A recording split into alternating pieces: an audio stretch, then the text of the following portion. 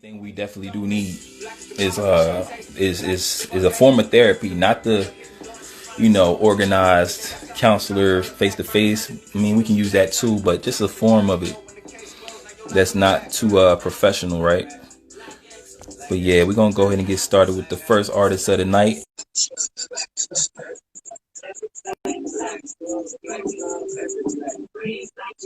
Hey, peace. Yo, All is well, King. How you feeling, bro? man, I'm pretty good, man. That's Uh, good. That's good. well, I mean, I'm all right. You know what I mean? I'm always better after spit some poetry, to be honest with you. Of course. Um, I hope that you are ready for this roller coaster ride because my feelings are intertwined with my DNA. Ain't no getting rid of them. If you want me, you got to accept all or none of me. I'm not that person you can just push to the side and neglect. Don't be ignoring me, then get bored, then hit me up because you want to have sex. No, it don't work like that. If you don't want me, okay, cool, bet. I'll just take that L and then move on to the next. But sometimes I'll be feeling like we be too good to the wrong people. Thinking this puppy love gonna last forever, then that person end up leaving. The crazy part about it is, it wasn't even your fault. They got mad at something small and petty, then blamed you for the breakup because they was out cheating and got caught. People don't mind doing you any kind of way until you pull a them on them. Now all of a sudden it don't feel good, do it. Don't worry about it. I've been through it. You'll get used to it. But a lot of times we want a relationship, but we also be want to do what we want to do. Nah, it don't work like that because you can't have your cake and eat it too. Says who? Man, people out here so cray-cray. Sometimes I'll be feeling like, man, what's love got to do with it? I'm finna eat the cake, anime. Whew, talk to him, boy. Man, my mind be in a space that I can't even explain to people even if I tried. But if I had one phrase to describe it, man, I'm so sick and tired of being sick and tired.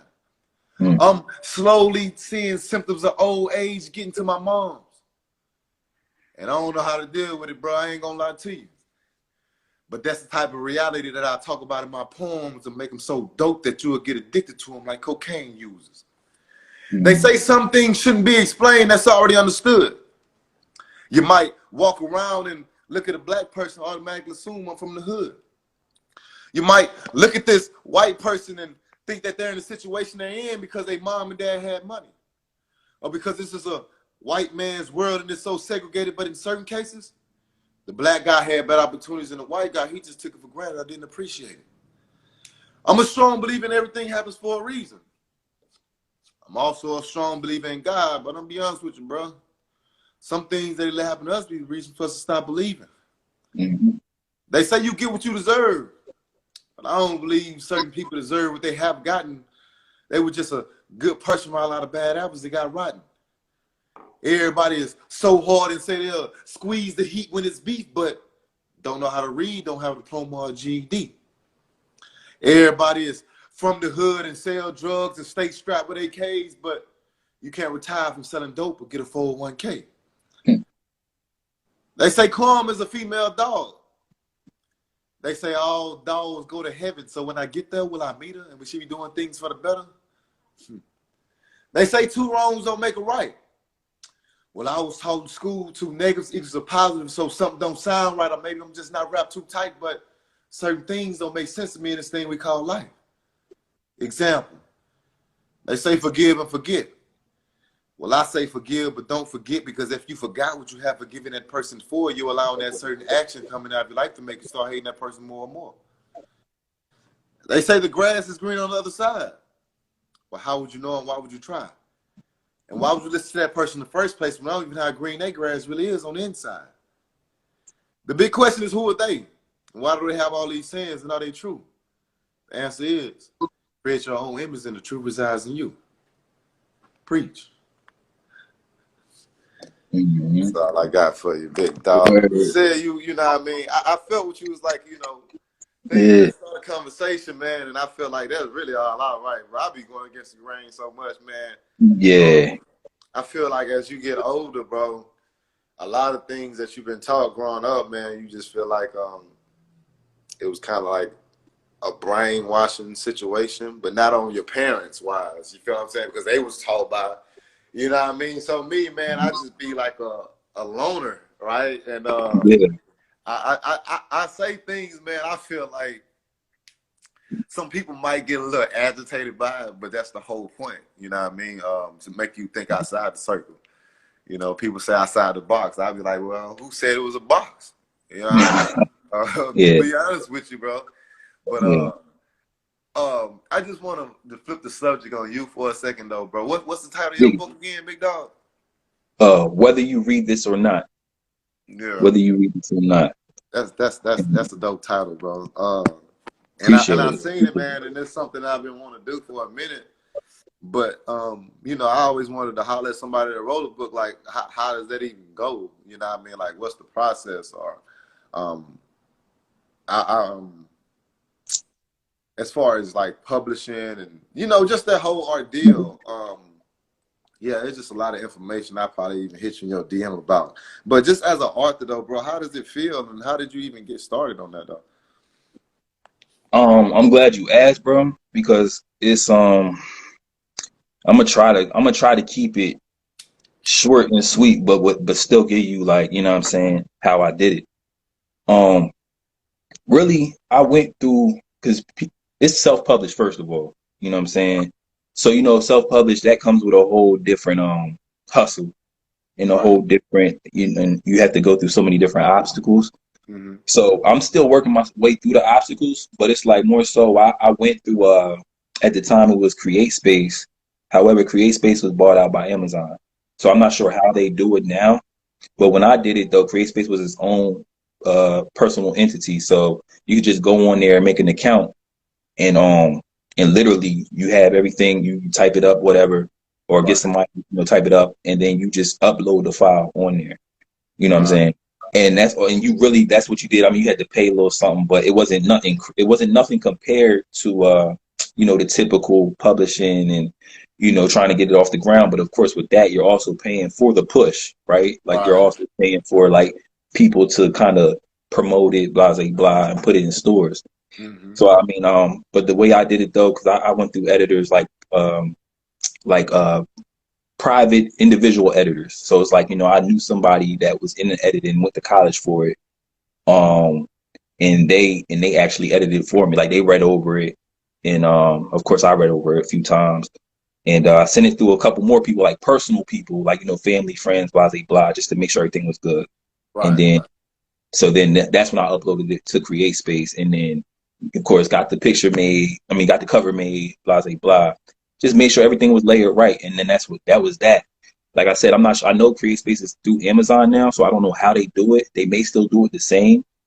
I can look into that for you though.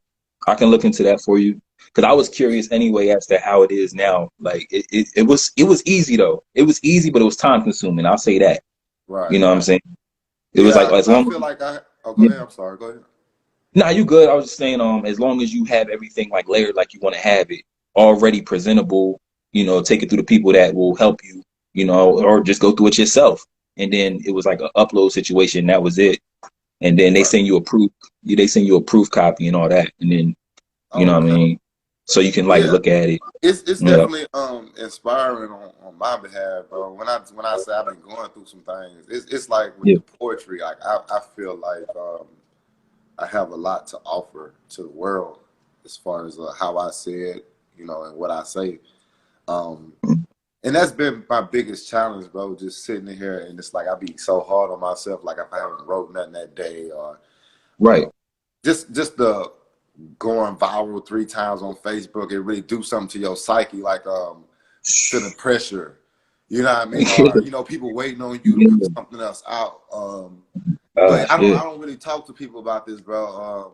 You know what I mean? I don't really trust people. I don't open up to people. My poetry been out my outlet. When you was like hit me up in my DM, I'm like, I'm on that growth thing. So I was like, bro, just be open, bro. There's people out there that Yeah. really love your work, man, and that has information that be willing to share it with you, or even just to talk. You know what I mean? Even though Yeah. Right. we haven't met physically, but it's still genuine people, man. I think that's been my biggest downfall, letting my past hold me back from the betrayal of a lot of Yeah. people. You know what I mean? So I ain't gonna hold you too long, man. I'm gonna let somebody else Oh go, but no, I'm gonna definitely you hit you good, in the bro. inbox, man. You good. But no, this is what it's for though. It's for the conversation. That's the thing. We want to have more conversations though. Right, Now, if okay, any artist okay. want to go, if any artist want, we ain't gonna draw it out, an hour. You know what I'm saying? Right, But right, right, you know what right, I'm right, saying? right. But yeah, man, the conversations need to be had. You know what I'm saying? This is stuff that people need to be talking about. And as artists, especially, like I feel like we just get the tip of the iceberg. You know what I'm Yeah. saying? It goes so much deeper than just putting the pen to the paper and getting your emotions out sometimes. And that's what I realized. It's like, man, we need, like, I want to talk about why I wrote this. I mean, Bro, I you need ain't to talk to lying, bro. somebody with that. Yeah, like I I need don't to talk to somebody. I don't Right. never get to that part. Like if I be on stage, it's like, okay. And that's the thing that's been on my mind. Like, okay, I call myself God's gift, right? But it's Mm-hmm. mind blowing to me. It's like, but the only reason I feel like I have a gift is because of what other people say.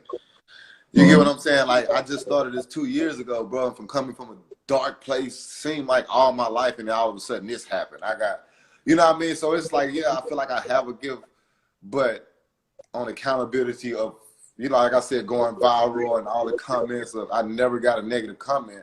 But at the Mm-hmm. same time, I'm really just trying to find myself, you know what I mean? Be able to look in that mirror, bro. Because you can't rely on other people, bro. You get that power to somebody else, you know what I mean? They Yeah. take away from you. Yeah. Yeah, I mean, I can do another one. I can do I'm So dope Sure. real quick. Just let them More, hear yeah. it. More than welcome, bro. Yeah, bro. You already know, man. Go ahead and do what you got to do. Get it all off your chest, bro.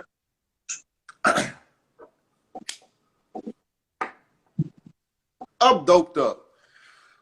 I'm so dope you can call my spirit angel. Dust. Ashes to ashes. One day I'm going to touch the masses. But it seems like today's present has become the past. And I pray my life be spared the next time I'm out and about being black. Plus, it don't help the fact that now I got to wear a mask.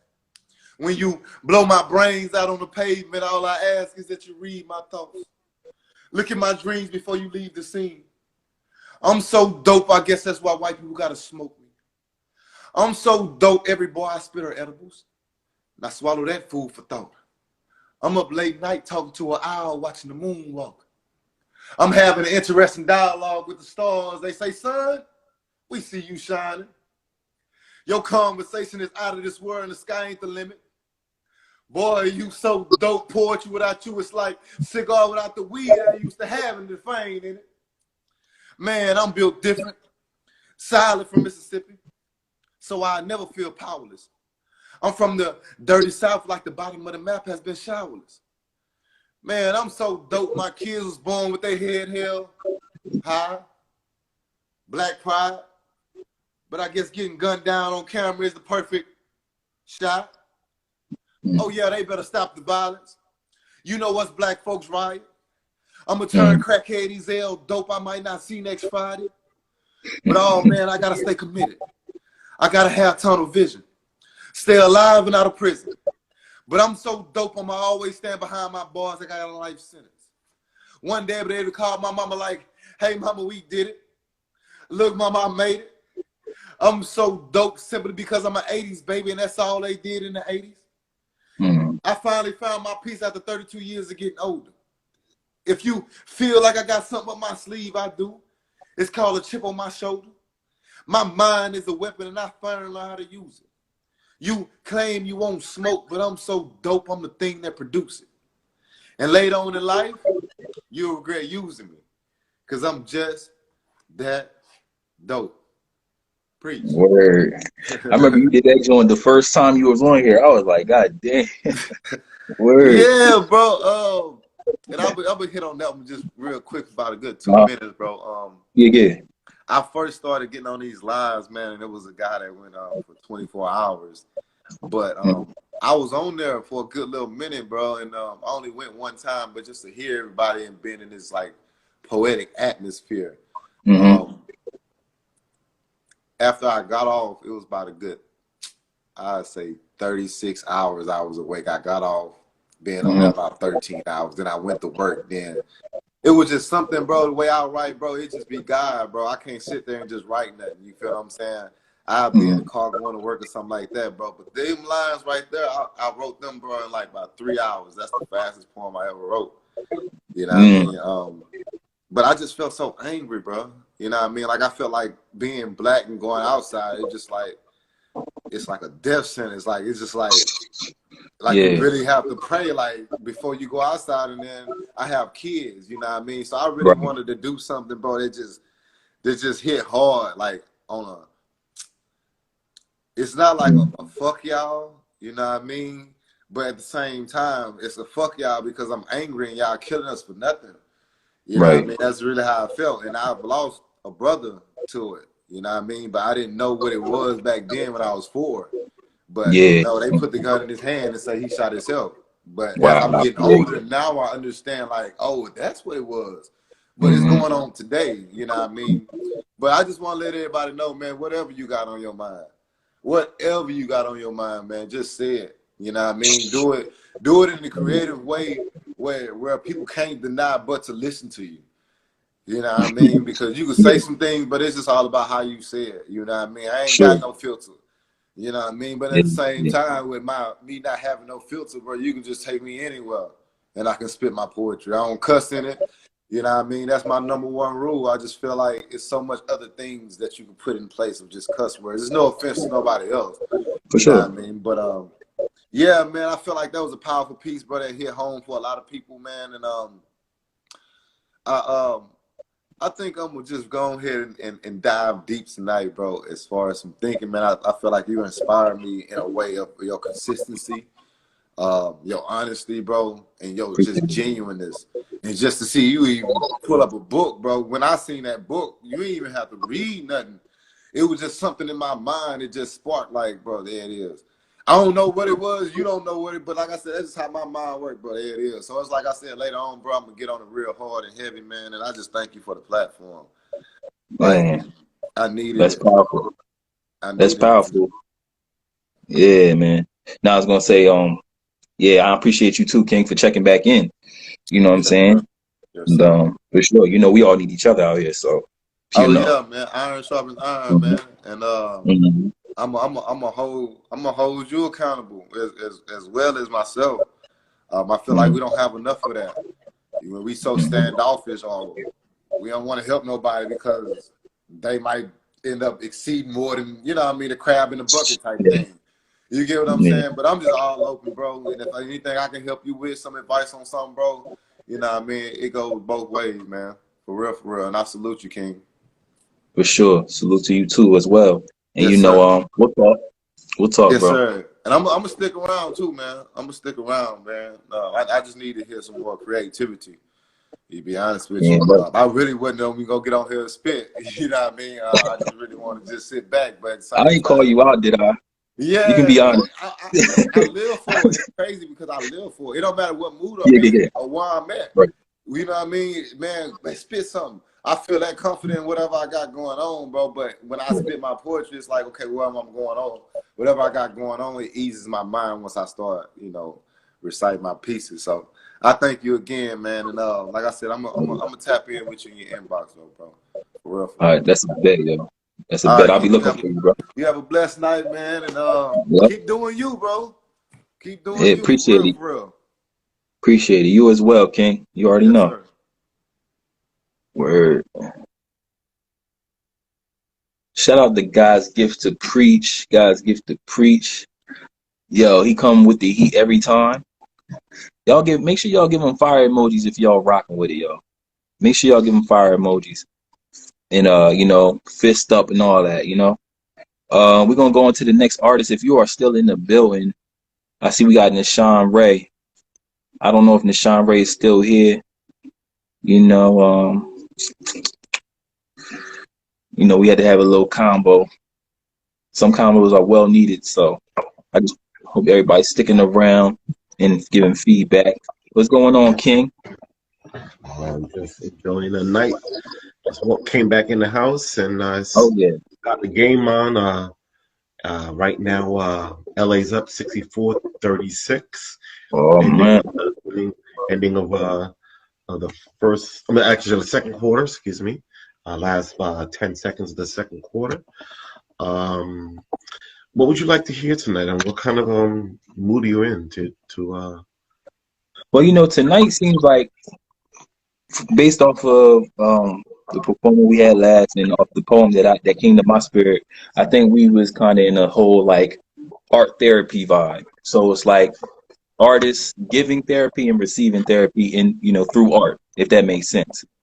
So if you I got to, feel you. I feel you yeah. on that.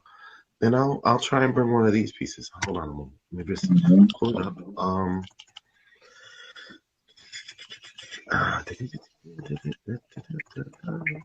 Okay. Okay. I do have something in mind. I'm trying to pull it up right now. I have a lot to. It's probably one of the new. It's one of the new ones, actually. Yeah. So I gotta put it in. Your laptop is charged tonight, right? Say again. Your laptop charged tonight, right? I have my computer back. Oh, yeah, you good then. All right.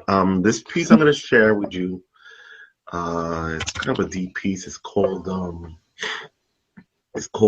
Jumbled Rambling Thoughts. I was trying to roll up before you came in, so I think I'll roll while I spit. So if you don't mind. If that's what you can do, it means, hey, Yeah, you know what I'm saying? more power to you. All right, here we go. My egomaniacal, egotistic side wants to spit fire and ramblings oh so divine that would make you believe that Christ turned salt into wine. So a sort of fictitious twist on story, not to deny the glory of miracle of miracles. But science wants to explain the unexplainable. Make some logical, concrete solution, mathematical, quantum dynamical equations. Yet things better off in the humbleness of mediocrity. With our big brother's eyes always watching over me. In over media intensified propaganda of who should you believe? In truth, at this very moment, you shouldn't believe me. See, you should stay locked in the matrix of sleep your whole life. See, you have eyes, but you can't see. You have ears, but you can't hear. You have a mind, but your mind, you know what your mind's been in? Your mind's, been brainwashed into becoming a robot of the masses, believing slanted views on stories sensational, shadowing over deeper stories. Just because even the news you read, the news you listen to, the news you watch on the tell lie vision keeps you dreading the days that we're living in. And yet, somehow, they all always turn in. They all always listen in. They're all listening, reading, all tuned in to that juicy gossipness of scandal. Scandalous behavior abounds in our times more than ever. And I'm not one that hasn't been known to with the scandalous behavior, but been known to imbibe liquor and tote ganja and party till I was sore all over. Yet this is not the time to air my laundry about my movies. See, we live in a world where an actor, no, we live in a world where a reality TV star can gain notoriety by dividing our country with the most politically incorrect statements and behavior. Them say that there was some sort of Russian interference putting the country of us, U.S., the nation of us, putting all of U.S., us, in jeopardy. Mr. Trump, it's no conspiracy that you gotta be you gotta be the most hated president by far of all the hated presidents. You say, make America great again. Make us great again. Make U.S. great again. Make us great again. Tell me, what's so great about prejudice and bigotry? What's so great about this police state of brutality? What is so great about mass incarceration of my men of and sisters and my men and women of African diaspora descendants? What is great about industrial new age slave plantation called jail or prison? And my question is now, when did going to jail become in fashion? I mean, I know they put Martin in jail and Malcolm too. These two charismatic, maybe too charismatic, intelligent, strong men fighting for the right to be free and black in America. But they killed them both. Even Pac and Big Bo did bits. They killed them both too. Shit. Even Martha fucking Stewart got some street cred for doing some time. And it's like fashion. Serving time as a slave. But then we get Obama. First black president. And everyone believed it was time for a change. Yeah. Time for a change. And it comes. The agenda for the nation of us, the U.S., and it's been slowly coming subtly in print and on the televisions, clear to all see the craziness that is us. That is the U.S., the nation of us, the nation of U.S. The actual agenda that those white presidents of the last 30 to 50 years have been trying to skate around and push behind. Obama stepped in and made a change. Seeing gay as a form of minority. But their numbers seem to be steadily rising within the entertainment industries, within the media, pushing the gay agenda. The nation of us, the nation of U.S., always want to have it our way. Is this Mickey D's? I mean, or U.S., United States? Because it pleases us from a species that only has two genders, we sprang up a well of categories you can now call yourself if you have gender identity issues. Don't worry if young Tommy sees daddy dressing like mommy and now wants to take hormone shots and cut off his little thing-a-ling. He ain't a woman. He ain't a man. He's something my heterosexual mind can't understand. The alphabet city of sexuality. See, if you're not straight, then you must fit in the category of the LGBTQIA. Lots of letters to say. You got scandalous issues too. And me, I'm not judging. I'll just pray for you. But praying for you is like sometimes praying for Lot's wife. City burning in sulfur, fire, and brimstone, warned by angels not to even look back. And yet, the warning, if heeded, could have saved Lot's wife from turning into a pillar of salt. So right now, you're wondering, what is all this I'm saying? Why jumping, jumbling, ramblings on so many thoughts? Because so many are asleep. They're asleep and need to wake the fuck up. See, political agendas of depopulation are already in enactment.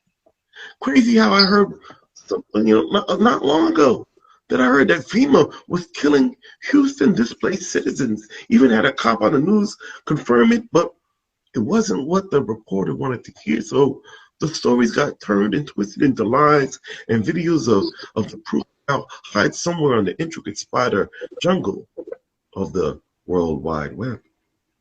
Trying to tie up loose ends of leaked information by stealing our rights of free speech without the thought police of 1984. Trying to knock down doors just because you downloaded a little porn. That may warp your mind's eye to see what's decent inside, but you can't believe everything you see, hear, and read. Dig deep, prove the words of truth by deeds, because it just might turn out to be a bold-faced lie. That's that piece. Hey, so many thoughts, but so many true thoughts, or at least true to my own thoughts. Yeah, man, for sure, for sure. Um, yeah, you want to do another piece for us? Yes, I'll bring another piece for you. All right, all right. Make sure y'all show love to Nashawn, Mr. King Nashawn. Give him the fire emojis, thumbs up, fist, whatever. Let him know that you're rocking with it. All right. I'm gonna share. I was trying to share a love poem a couple of days ago online, and it didn't go entirely through because of time constraints. So I'm gonna share that love poem. It's a used to love poem. It's the name of the poem is called "I Used to Love Her." Mm-hmm. Hold on a second. Let me just get this shit rolled right quick. I'm sorry. I just had one of my connects call me up and told me he had something I really wanted to get, and he told me it's too late because I already got something else. So I'm hoping he has some on Tuesday. some of that Incredible Hulk and shit. That's what I've been wanting to get for a little while. And he couldn't tell me he had it now. Like, man, why'd you tell me you had that like half hour when I was hitting you up? Y'all give this shine the fire emojis if y'all feel that struggle. All right. Yeah. Well, naming this poem, like I said, is called "I Used to Love Her." Mm. And it goes like this. I used to love her, let my love rain upon her soul. I used to love her. If I should regret and lose control, I used to love her without me to repent. Used to love her, still feel this love up for me yet. Time has passed. Moons, suns, and stars have changed, positionally rearranged to visually show movement and passage of lengths of time. So why the hell am I still thinking about her? I could be 15,692 years old and still have a stray thought about her. Having had centuries of lovers since her, and though I've been known to have played the field for so long, the thought of settling down seems like the unfulfilled dream that may never come true. I could have had more than one child if I had thought about man's first job to be fruitful and become many and fill the earth. The first original spiritually motivated job to propagate life. And yet, I turned my eyes for a time away from the spiritual, gave in to self-worship. I truly was a selfish one, until insanity set in from the loneliness of self-centeredness, hermiting me for a time, believing my own lies about self, yet all untrue. Or was it something whispered in my ear by some lowly demon or the devil that said, I'm better off by myself? Till being by myself led to self-loathing, self-hatred, self-sabotaging, hearing voices in the dark saying, you're better off dead. Saying you're better off dead. Are these really thoughts coming from my head? I mean, the forever dark thoughts of nothingness, questioning what would life be if I didn't exist? Suicidal thoughts become desire. Constant dwelling upon these thoughts feeds the fire, and yet my thoughts before each attempt to take a permanent nod, there the depths of despair, the stray thought that lingers of her, haunting me, yet relieving me, releasing the floodgates of my soul, bursting the dam of pain and anguish, and letting her go. A pain that's lasted for decades. Because the love she gave, I've never had a love like it before. And it's a pain that teaches me that I must endure just to understand the quandary of love that another may send my way. to feel something more than the feeling of loss and pain, even though she still lives. And so love, I still attempt to give. Poems for her, I've penned in my past, trying to write her out my system, yet traces of her remain on recesses of my brain, keeping my spirits lame, sometimes throwing me off my game. Since we broke ties, I've never been the same. She was the queen empress that I adored. The affection we shared, my soul craves for. And sometimes I try to be strong by ignoring feelings of my past, but the more I ignore, the more it creeps up and gnaws at my emotional center till I am off center, till I'm off kilter. I remember her beauty, be it her spirit, her face, her hair, her skin. She was total reality without filter, looking like a shorter, younger version of Angela Bassett. And yet the beauty of her spirit, the touch of her love, those I saw as her assets. Sometimes I feel like all my relationships have always failed because I didn't do right initially by my karmically by my little honeybee. How will new love work when I failed love that was true and meant to be? There's no true excuse why I didn't marry her. Could have blamed it on our youth, could have blamed it on our church. But the truth is, I was the fool that made her and I feel hurt. But she went on to find another love, one which she'd go on to wed. And if I wasn't the foolish one that let her leave, she and I could have been married instead. But now, my bed is big and empty. There's a constant hole in my heart. Lovers in numbers, I've had plenty. Yet, so all alone. Yet growing, waiting for a new love to start. I used to love her. I let my love rain upon her soul. I used to love her.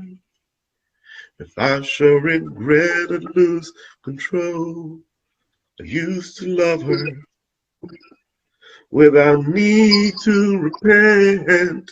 I used to love her, still feel this love up for me yet.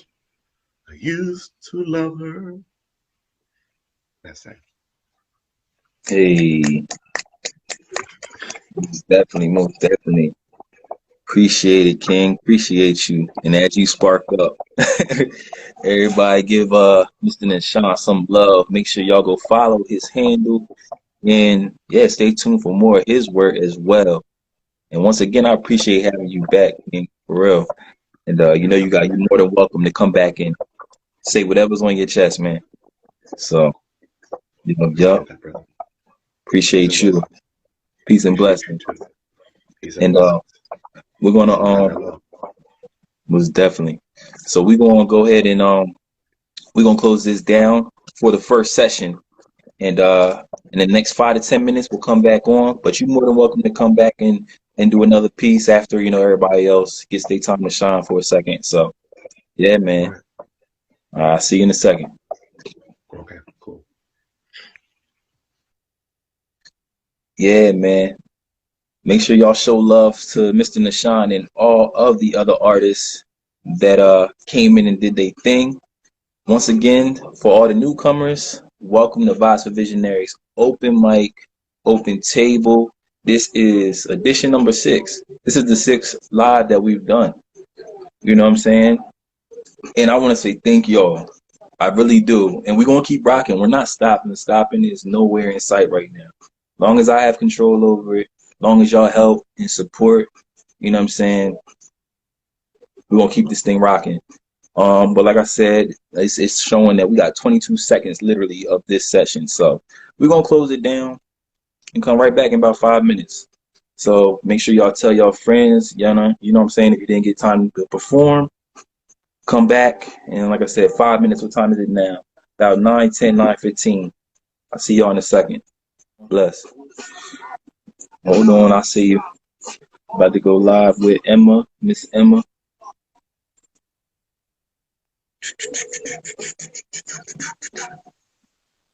Peace, peace. What's going on? How you doing? I'm good. How are you? All is well, all is well. Good. So, It was nice to actually see you perform tonight. oh yeah, you know I had to. Yeah. No, well, because obviously I hadn't heard you last week, you know, so it was nice to actually see that. So Yeah. much respect for that, and it was amazing. Appreciate it. So Appreciate it. I've come back on, and again I've left it at the last minute. That seems to be. See, next time you're gonna go first, Emma, next time. So, I see you're gonna go first next time, Emma. maybe, or this just might be the way I like to play it. Okay, well, whatever's comfortable for you. I found it quite funny because the last time when I was on, and I told you I only had them 2 lines, but then by the end of it, to me, I thought it was finished because it just sort of flowed, and I've actually kept it as what I said last time. I've rewrote it out and I've stuck with that because I thought it was simple and short. So do you want to hear that one again? Yes, ma'am. If that's on your heart, most definitely. I look in the mirror. I don't like what I see. I look in the mirror. I see a reflection, but that reflection's just not me. I'm really not happy. I really don't like me. I don't understand it. How can it be? I feel so ugly. I feel so alone. Every time I look in the mirror, I don't feel at home. How can that happen? How can it be? I look in the mirror and I just don't see me. Definitely. And that's how I've left that. But apparently I've been told I need to do more work on it. It needs to get a lot longer. Yeah, you good. Like I said, that it speaks volumes in itself. Well, right? I left it there because that was how I was feeling. Mm-hmm. You know, there was times I could look in the mirror and I just didn't like me. I can't say the reason, but it was like I was looking at something else. It wasn't me. You know, all I was seeing was just negativity, bad stuff. You know, I couldn't see anything good when I looked in the mirror. I just didn't like me. Right. And whether that was just because I was going through dark times and maybe a bit depressed, you know, but I'm not saying that's how I feel now. You know, things do change slightly, don't they? You know, and I am starting to feel better. So that's why I sort of have left that there, because I thought it said everything. Mm-hmm. It spoke to where you were. Yeah, you know, I thought that was relatable. I have wrote another one. Admittedly, that's not very bright and all, neither. I mean, you know, you're more than welcome to perform anything, you know. Well, this one, I feel like I'm drowning, like I'm lost out at sea. So much confusion, it's hard to be me. I know I'm still breathing. I know I'm still alive. I know this due to the pain that I push down inside. It keeps creeping to the surface. It makes me want to run and hide. Don't get me wrong, I'm not going to give in. I'm going to keep trying. I'm not going to stop, not till I win. And that's the other one. Definitely. And I'm trying to get a little bit brighter now, due to the fact my opinion has changed slightly, you know, of myself. I am beginning to feel better. So I am starting to get a little bit brighter. So I'm hoping that everything's going to be dark and depressing. But as I say, it's just nice to sort of be able to, it's just a release, just to write your feelings down. You get them out. And sometimes you automatically make yourself feel better just because you've said that, you've got it out. You know that was how you were feeling at, you know, at a particular time. It doesn't mean that's how you're going to feel forever. But at least, you know, it's something that I know myself, I can relate to, and it's real. You know, and I just think people need to talk a lot more, especially about mental health and how they're feeling, because it's not healthy to bottle stuff up inside and just pretend you're okay if you're not. For sure. And yeah, it's like any way. Like, I feel exactly what you're saying. First of all, and it's like it seems like any way like we can get it off of our spirit, you know, Yeah, without trying to dodge it, without trying to throw a carpet over it, you know, sweep it under a rug. yeah, It seems like it's best. I mean, and I'm speaking from my experience, it's best to just deal with it right then and there because it's like it comes right back up when you don't want it to, or when you least yeah, expect it, or something like that. And it's like it only came up because you know we push it under the rug. You know what I mean? yeah, That's the only but if we deal with it right then and there, or find a way, or even talk about it like you said, or write it down, or whatever our outlet is. You know, praying for those that pray, you know, what have you, just go out in nature and just, it's like, there's so many different ways to repair ourselves, but we have to be able to do it. And yeah. that's the hard part sometimes. Well, I I think still, that's the thing is life is work. You know, you have to work on yourself, you Mhm, know, and we all go through emotions, we all go through pain. That is a part of life, but it's how you tend to look at things and try to fix yourself. And I mhm, think if you just shut down and don't talk about how you're feeling, you just make the situation worse. So it's mhm, just good to be able to sort of admit, yeah, I'm not perfect.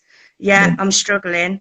Yeah, I'm not really liking myself at the moment. I'm not feeling comfortable in my own skin. But when you can express that, people then can either relate to you or somebody else could be feeling that way. mhm. And it gives that situation then that you're not alone, you know. And I think that's what we need now is we just need to have a bit more connection with each other and support Mhm. each other, you know, Yeah, and hopefully things will all come right in the end, most definitely. Most you definitely. know. Yeah, yeah, and I realized that, yeah, as long as we stay on the path, you know, it's like, I mean, yeah, it hurts. It's discomforting. Like, you know what I mean? But it's like, yeah, just getting it out. Like Siani said, you know, it's a release. You know, she just said, I see it right here. She said, put it on paper. You have to release, and if Yeah, you have to, you know, what I mean, whatever way you have to do it, for sure. And like one thing I also learned too with myself, and what this is current. This is what I'm going through right now. yeah, Is that as long as on a day-to-day basis, I feel like I'm working to myself, I feel a lot better. Like as yeah, long as I feel like I'm working on something to better myself, like, and I make it a mission on a day-to-day basis, even if it's something as simple as just saying hi to somebody or making eye contact, or you know, it's something small, like, you know. But if I make a mission for myself to feel like I'm getting better, yeah, then the day just move so much smoother because it's like, okay, cool. I did this, I did that. I chipped away at this within myself. I embraced this, and it's like, you know, it's not easy, but it's like it's just a fight every day, and Well, that's that's what the I'm. thing that I've already found an appreciation for doing this now is just by writing it down. And obviously, Mhm, then I've kept these that mhm, I look at them again. And as like I'm reading them again, I'm actually thinking, actually, I'm not feeling as bad as I was then, you know. So it actually gives you that sort of positivity because you can look back and you can sort of see how you've grown and how you've changed and how your feelings have changed, you know. Whereas if I hadn't wrote any of that down, I might not have remembered any of that or any of them feelings, you know. And mhm. I think it's just good to have something where you can actually look back and you can see how your situation's changed and Yeah. that actually you can look and think, well, actually, I've dealt with that. I am working on myself and I am trying to make myself happy, you know, and obviously trying to make other people happy around me too, because it's not just about yourself. hmm It's not. It's not. And it's yeah. When you start learning things, of course, that gives you the experience and the knowledge and the wisdom to talk about it, right? And it's Yeah, like, next thing you know, you're telling somebody with like a professional lens, like, oh, you know, I've been through this, da da da da da. Da. This is what you got to do, da da da. And you help somebody, you can be an actual, you know, a testimony of it, right? And yeah, then you can and then people can trust that rather than, oh, you're just talking, you're supposed to be this guru, you know what I mean? You have all Yeah. the answers, but rather, oh, you've been through it. Oh, I can hear the pain, the healed, you know what I mean? The healing Yeah. in your voice, so it's definitely, and then that's what it's about. I think it's just like chipping away at it. And I'm learning, I'm like still dealing with that. Lord knows, like, I'm just like, it's so much stuff that I'm just like, oh my gosh, like, I can go on for hours talking about As that, I but say, yeah. I'm only new to this. I've only started doing this this week, I mean. So, Mhm. it's literally only been a week, and Mhm. so I don't think I'm doing that bad. At least I am getting something out, and even if they're not very good, it's just helping me with my emotions, and that's worth more than anything, if it makes you happy. Right. And as I say, I've got another two that I'm working on now, which I'm hoping are going to be a bit longer and maybe have a bit more of a joyful side, hopefully. Whatever's in the moment, I've learned. Whatever's in the moment, whatever, you got, whatever you're working on in that time. Yeah. As I say, Yeah. it's just at the moment things aren't working out so good for me. So I'm filled with more darkness than light at the moment because I can't really see a way out of the situation I'm in. But I'm hoping things will change and, things eventually will get better. But I think it's just having that bit of faith that things will, you Mhm. know. Mhm. And I think that's all you can have, isn't it, at the end of the day. And thank you again for having me on. I really appreciate it. Most definitely. Thank you for coming back. And you're more than welcome when you add those, when you feel comfortable, of course, when you add more to it, or when you have some that you feel like it may be a little bit brighter, whichever, you Yeah. know what I mean? You're more than welcome to. And like I said, I appreciate having you every time. No, well, most definitely. And as I say, I think as well, I feel comfortable coming on here because we had a good chat before, the first time. And I wasn't actually even going to do anything then.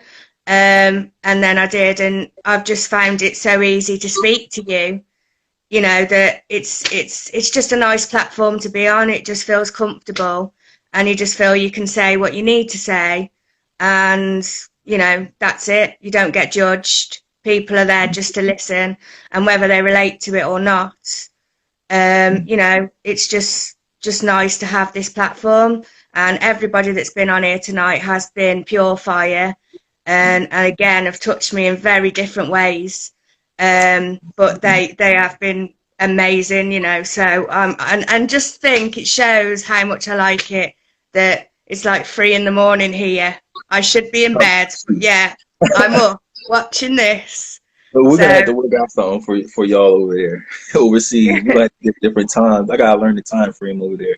there's like Time 5 zone. hours difference. Yeah. Oh, So that we'll shows have to- that I actually do like this, and I find that the people that come on, they are really talented. And as I said last time, you feel like you've took a piece of them away with you. They've left you with thoughts that nobody can take away from you once you've received them, and that's powerful. And that's what everybody on here is for, everybody's giving that bit of power to each other. most And, definitely. that's amazing. So I will let you go anyway, just in case you want to get anybody else on. But thank you. And hopefully I will see you again next time. For sure, for sure. And our next event will be Tuesday. Yeah. So yeah, you'll get more info on that here shortly. But yeah, thanks for coming again, and yeah, till next time. Okay. Thank you. Bye. See you later. Bless. Shout out to Emma hailing from UK, and such a healthy conversation. Last time we talked, this was I believe Saturday, last week, or no, I'm tripping, not Saturday. It was sometime last week, but it was a healthy conversation. It was a well needed conversation. We actually talked for, it was a little minute. It might have been like 20 to 30 minutes. Like, it was at the end of the session, and yeah, Every time she just comes and she just speaks her piece, and something well needed. So we're gonna go ahead and let me see. We got Siani back in the building. Miss Siani, hope you got everything situated over there with Cuzzo. If you ready to go, you can most definitely step back in on the floor. Let me see.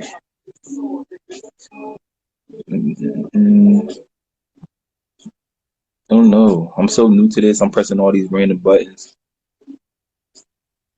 Hold on 1 second, Nishan. I see your request.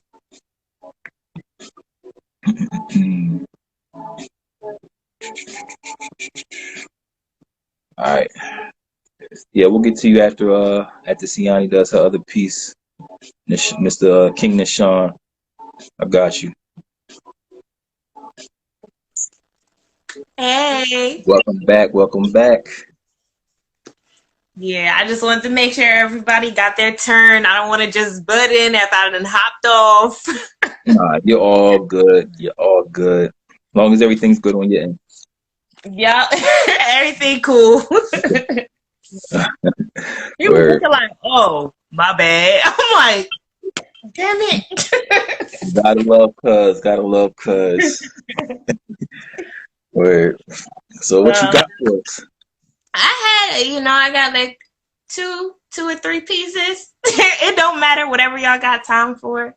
I wanted to do like a little light, fluttery, happy kind of little piece. Okay. It's kind of happy, kind of. I don't know. But anyway. So this one piece, that at this time, this was my not reality, but this was like, and I think this is most Black people, we have this dream because we feel so detached from our history. A lot of times because we don't want to claim the history that we do have. Right. And it's hard. It's a hard history to be like, oh yeah, that was my history. But and everybody says, slavery just wasn't our history. I mean, that's all that we know of. So right. What we do is we naturally try to cling on to some pieces of what we have, and the pieces that we were told was that we're from Africa. Right. So at this time, when I wrote this poem, I was just thinking like, oh my God, I just want to go to Africa. Africa's home to me. Like, but then I started thinking about how would I be accepted there and all of that. So I wrote this poem. I'm on my way to you. I hear hundreds of locks clicking though. Sounds like the symphony of where I come from. Sounds like cops' gunshots telling me I don't belong. However, there are bags on my back, and still I walk in this desert to you. I let this sand fall in between my toes, wondering if the closer I get, will this sand start to feel like home? I wonder if this sun will turn my skin into dark African skin, not nigga skin. If it would paint over this shade of nigga that I am. Africa, Africa, could I ever place mama in front of your name? And feel your arms wrap around my belly, pulling me close into you. Listen to your accent and understand your words. I walk with hopes of being all yours. I walk to you knowing that your children may not accept me as yours. But mama, when I reached your door, some of the children have placed signs around your house that reminded me of the place that I escaped. No Black Americans allowed.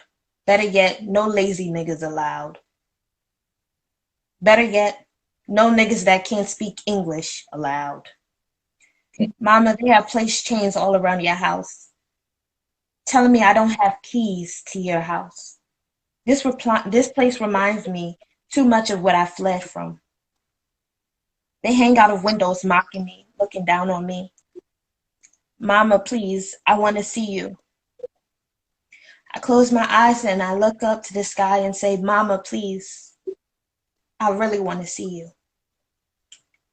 Seeing you would be like seeing a piece of me somewhere. Then I see a pretty blue water begin seeping from the back of the house. Mama's children threatened me, of course. Told me I better not drink their water. Don't you have water where you're from? But finally, Mama said, just go and follow the water. Tears coated my skin that was now a little bit plum from the color of Mama's sun. My feet slowly walked along this stream of water, leading me way beyond the house. The streams met into a river that danced and held its arms out to me, telling me to bathe and drink. I ripped my clothes off of this curious skin, wanting to feel a sip of home, a sip of me, a sip of me. Something that felt like me, that was fluid, that moved, that was nice and cool, that was freedom. As I let the water love on me, I turn to see sunrise, the trees, the grass. Mama, I'm here. She speaks to me in an accent that melts in my ears, and somehow I can understand it. She replies, daughter, I am here. Please stay. You are home, and hear the history of your mother. That's that one. So, yes, I was somewhere else when I was like, just like, what do you say about, Africa when I wrote that poem? Mm-hmm. And to me, it was just like, it's like that temptation, for Black people, where it's like, I want that to be home. Like, we want it to be home so bad, and the honest and raw truth about it is that it's not home. It's not home for me, because I don't know it. I can't understand it. If I was to go there, I wouldn't feel like this is home. I don't think I would, but at that moment, that was like my dream, where it's like, oh my God, I just want to go to Africa and understand them. Like, I just want to go and be in the water, and I want to feel African. I want my skin to be that black cranberry leather color. Like, right. For sure. Right. and I'm, I've been having my own urges, man. I've been doing so much Google researching, and just trying to find out, just taking a trip, because I think it starts with a little trip. Oh yeah, definitely. Getting to know or talk to the people that have been there and that are from there, of course, and just knowing where to go, what to do, and kind of just tiptoeing into it, right? But and the thing is too is it's like going there to understand it and to see it as it is, and just see the beauty in it, and that's all that's to it. And the thing is, people make it seem like it's so hard to travel there, like and not us, like who go out to travel, but that what they advertise, they make it seem like, oh my God, you want to go to Africa? I want to go to Africa. It's not like your regular Thailand, or let's go to Indonesia, let's go to Bali, let's go to Bali, Indonesia. It's not like that. It's not like visiting Indian temples, Yeah, and that's the thing. It's not promoted as such, right? It's not. Everything else is promoted like this. What they call the wonders of the world type thing, and it's so beautiful, and then they talk about Africa. It's just like, oh, Africa, it's like they don't give it no type of Africa. Just Africa. Like where you want to go for vacation, Africa, like what I mean, like why is it that way, But we can talk about that for a while. That's like, obviously. I know. That's a whole topic and a half. That is a whole topic and a half. For sure. If you have another piece, though, you're more than welcome to.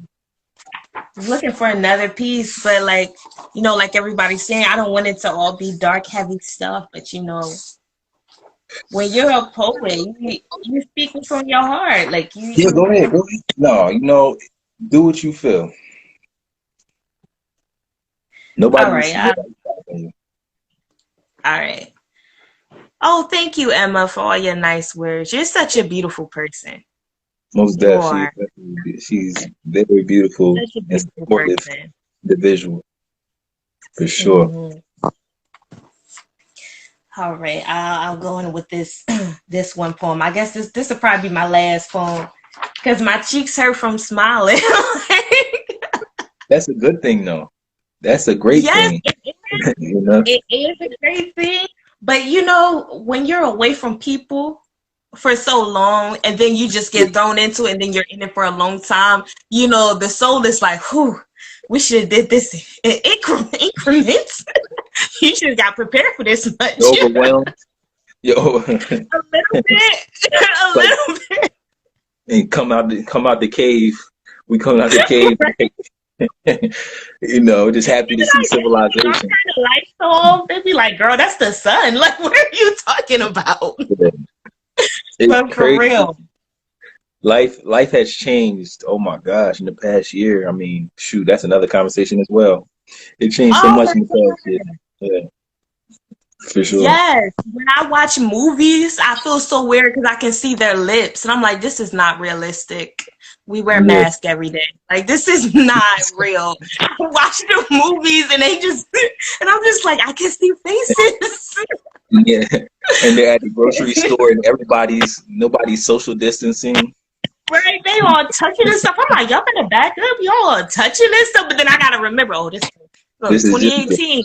right. It's different timeline. Now, if we start seeing movies where the norm is social distancing and mask and oh yeah, no. Yeah, we're gonna have to we might have to take that trip to Africa. Right? We're going to have to get out of here. We gotta go somewhere. I mean, I don't know. Yeah, anyway, go ahead and do it. You can do another poem for sure. You're more than Okay. welcome to do another poem before we start talking and tripping the whole time. Right? All right, let me get myself together. I wish I knew those little, you know, the theater, like the actors, how they do like the different type of the stuff, the warm up skills.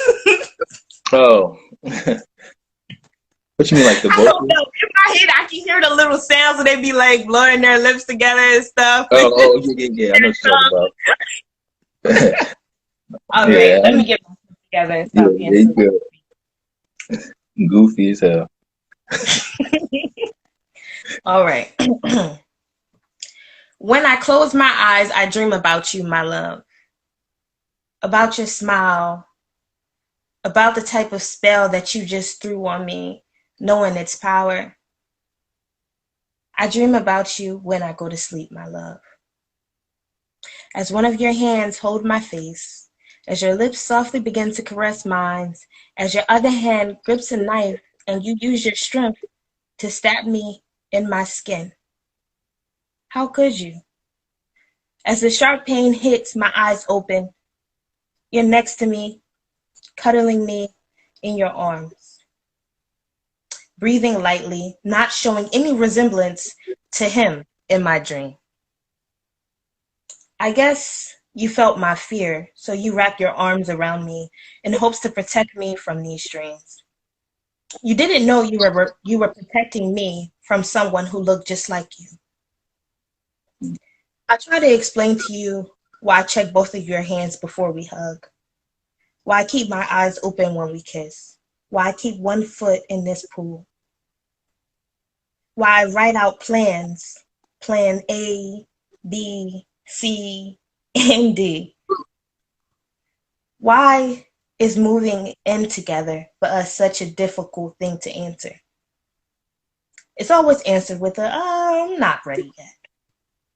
Why trust will never be something that I have because it will have my legs wrapped in its rope, tied around in your ankle of words, thrown out into sea. I can never explain why the one that I love, the one that I love can only lend me his heart. The one that you love can only lend you. Sorry, give me 1 second. Yeah, fine. I can never explain why the one that loves me will only get a piece of my heart. You wouldn't understand the look on your face in my dreams. And even if you tried, somehow you were way too ugly in her mind. Your thoughts would be so distorted, they would be chopped up into handfuls of insecurities till it's too much for you to hold. So you begin to leave trails everywhere. You cannot understand this man, and you can never see him in her dreams, because you will slowly become a boiling crab, cooked. While the meat is soft on the inside, the shell tries to remain hard and stubborn. You will lose who you are now. You will be filled with anger that you try hard to hide, that you did not exist. But somehow, this anger will form to be a knife held in one of your hands hidden. You will try to hide it, to be safe, to be soft, to be gentle. You will try to smile and hold her face. You will try to kiss her lips for the taste you tasted before. And when her lips are not enough to remind you, finally, she made that mistake to describe who you are in her dream. And so, of course, you see him. And those words echo and just soon becomes the knife that stabs her in the back. That's it. You think that was dark? Yes, that was dark as hell. I mean, I think it's really like, I mean, no, for real though, it's like you said, we're all poets, right? Or we're artists. And, you know, just, I guess, maybe being an artist, that don't seem dark. It's more so like, that's like you're digging from a deep space within, kind of like, you know, obviously it was a situation or what have you. So it's not dark. It's dark to be the outside people. I don't know. To me, that's dark because I feel like, see, this is my thing. I feel like if somebody loves you, and when you see them and you dream of them, you see them as this evil demon that's trying to kill you. Okay, and that person is just trying to love you, and then your head. Now, when you wake up, you can never get that image out your head. But you also can't put that image on them either. You know what I mean? So all in all, your fear comes true. You know, where it's like, I'm so scared you're gonna stab me in the back. Oh my gosh, no, get away from me. Like, we don't do love.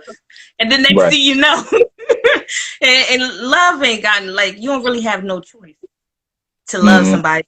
Sometimes it really just hits you, and you just end up stuck. And even with that fear of that person being a demon and trying to kill you in your dream, you know, you're still somehow in a trance with this person. You're still somehow connected. So it's like you're stuck because you want to love that person, but you also feel like he's going to kill me. Well, yeah. And then it's like, see, now do I tell you that at night I think you're going to stab me? Because if I tell you, see, that's what I mean by dark. Because then I'm gonna have to be like, listen. So I keep having these dreams that you're trying to kill me, and then the other person, what he gonna say? I'm not trying to kill you. And then you're gonna be thinking, damn, why should you think I'm trying to kill her? Yeah, like where'd that come from? And it's like, but all seriousness though, well, I think the thing that it doesn't come off I guess it doesn't come off the dark to me because I understand the artistry, right? Okay. Yeah. You know what I'm saying? And also, I respect you being able to put that on paper. Like, you know what I mean? Just being able to talk some things out. Like, and I mean, you know, me and you go back at least a couple years now. And it's like, I've seen like your artistry, and I definitely respect how you put a lot in, like you put your deeper inner thoughts and feelings on that paper. Like you will not hesitate. You will put it out there, point blank, period. I want to be okay. I got to. Yeah.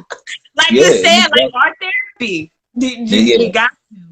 You got That to, goes because for if every, you don't, yeah. like, and you know something too, like when you're somebody where people go to and they tell you all of their deepest, darkest secrets, right? And you just got all of these secrets that nobody else see. And it's like, okay, so obviously I'm gonna have to just, release all of this somewhere else because y'all ain't listening to me. And y'all, and also it's not the fact that people aren't listening to you, it's that they wouldn't know how to respond to it. And you know that too. You know what I mean? It's like you know what you're going through and how heavy it is, and you know that with the person you're conversing with.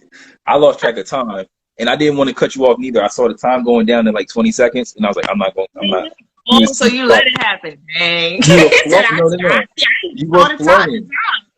No. You were flowing. No. You were flowing, and I just didn't want to say, hey, oh, no, wait, no. I just was like, rather just let it happen naturally. Go back to the conversation. You know what I'm saying? So, but now you're more than welcome to finish what you were saying, though, if you remember. You know something? I really don't. I don't think I do. I know you were talking. We were talking about dark poems. Right. Lord. Now I gotta go watch the other video. I know we were talking about dark poetry. Yeah, dark poetry. But it's sometimes you just can't help it. Right. You can't help it. Like, I'm a very positive person and I'm very hyper. So like when it comes to socializing and everything, I'm great at socializing. But when I go home at the end of the day, I'm a total different person. I'm so calm and collected. And I feel like this is most people, most people are opposites. You have people, I think they say the words like extrovert or introvert. But I don't really believe that because there's too many different things. Like, I don't really believe it because for me, when I'm at work, oh my God, I'm entertaining, laughing, I'm talking, I'm smiling all the time. But for me, it's sadness that intrigues me more so. And not saying I want to be sad, but a lot of times emotion, that dark vulnerability, that emotion that's there and it's so deep. And I feel like that's where you have more room to play around and be more descriptive in. And I think that's why a lot of poets have dark poems. Because, I mean, how are you going to describe happy? Like, I'm happy, like, I'm smiling, like happy is just, I'm happy, I'm ecstatic. But when somebody's sad, there's so many different ways to put the word sad, and it's so many different types of feelings, different types of reasons, and so many different types of everything, and it caused such a level of raw vulnerability that's so intriguing to me. And I feel like it's very intriguing to most writers because writing is such an emotional and vulnerable thing to do. So when you can just express something to its fullest and not have any perfect definition for it, of course you're going to have writers going crazy over it. And I write better when I'm angry. I write when I'm sad, like when I'm broken up, when I'm crying. I feel like every female writes the best breakup poems like you will ever hear in your life. So but that's all. For sure. And I understand what you're saying because it's like, I mean, how often, what I get from what you said is like, how often do we really get to talk about those vulnerable emotions, or how often do we get to unpack those the sadness and the anger, and just on a day-to-day basis? It's not but so many people, like you said, that you're vulnerable with. It's like, so you don't get to just say, I'm mad, you know what I'm saying, like to just anybody, or I'm mad at this and blah blah blah. And in fact, a lot of these people that's walking around with their face twisted up and bitter, and it's because they're not unpacking that shit. So it's like, I understand exactly what you're saying, and that's what makes the great poems, because it's like we don't get to put it out there. It's like by the time, like for example, like what I feel like when when I'm happy, it's like you unpacking the happiness, like you constantly putting it out there. You're happy, people can tell. You're hey, hi, how you doing? Blah blah blah. But like as opposed to being mad, it's like I'm just talking now. I'm rambling, but I'm trying to put it together. I guess it's like It's all when you, going to come together at the end of the sentence. Trust me. You a yeah, writer. It's going to come together at the end of yeah, the sentence. yeah. I guess what I'm trying to say is like we don't. I'm gonna make it short and sweet. We don't unpack the anger and the sadness and all those deep, depressing emotions like we Mm-hmm. should. So of course, when we go to write it, it's like that shit just flows. It all just comes spilling out. It's like, and I noticed that when I try to like write and I'm in a good mood, like you said, like it's like I get writer's block crazy. Like it's like I'm just like what? And I mean, I'm in a good mood. I'm happy. I'm decent. But I get writer's block. I'm trying to force, some emotion into it and all that. But as opposed to like right then and there, when you like flaming enraged, it's like you putting it down. There's no way to filter it. There's no way to Yeah. try to think and try to alter it or nothing like that. It just comes out. So I guess, I understand exactly what you're saying as an Yeah, artist. exactly. And when you're angry, like I remember all my poems started off dark. I was in high school. I wrote a poem about wanting to choke this girl. And it was this, I mean, it was a great poem. It was dark though, but that was from the sincerest part in my heart. Like that was from the honest part of my heart because I was hurt. I was so hurt. And I felt like, oh, I just want to choke you. I want to feel your life leave your body. And that was honestly as dark and as evil and as angry as it may sound. There was a soft person under there. There was a weak person under there. And I feel like with that angry poem and that sad poem, like it's so many parts of it. It's so complex. And it's so much room to play around in. And as an artist, you want to have fun with it. You want to dance around in your art. So it's like, why not? And like I said, with anger, like you feel so many different reasons why. And there's so many different ways to break it down. And you got to make sure that people feel you. So, I feel like you have more sad and dark poems out there because of, like Emma said, people say hello, how are you, as they still walk in the world, live in a world. You are expected to say, yeah.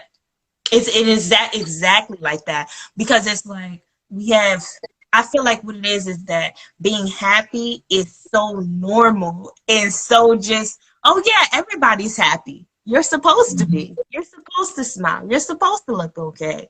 And it's just everybody has these masks on. And it's so underexpressed that when it finally is, expressed, it's like a whirlwind. It's like a whole book.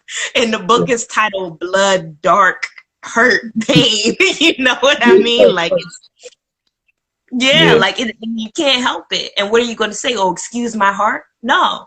Like you're supposed to just, let yourself go in it and just say, this is me. This is what I got for y'all. Like, I'm sorry. Yeah. But yeah, and there are always those raw poems that's a little bit like, damn. Like, they hit you and you like, ooh, okay. And you just don't even know what to say. You just looking at that person like, okay. Yeah, and it's crazy because it's like, I mean, people know when it comes from a deep place, you feel it. You know what I mean? And I think that's what it is, really. It's just such a, like you said, vulnerability that comes with that. People feel it. They're gonna feel it because it is just that deep and in depth with who you are, what you were going through at the time. So for sure. For sure. Yeah, and I agree totally with what Emma said. She said no one gives you time to answer. I think it's because they dread someone saying, no, I'm not okay. They would know what to do. Yeah.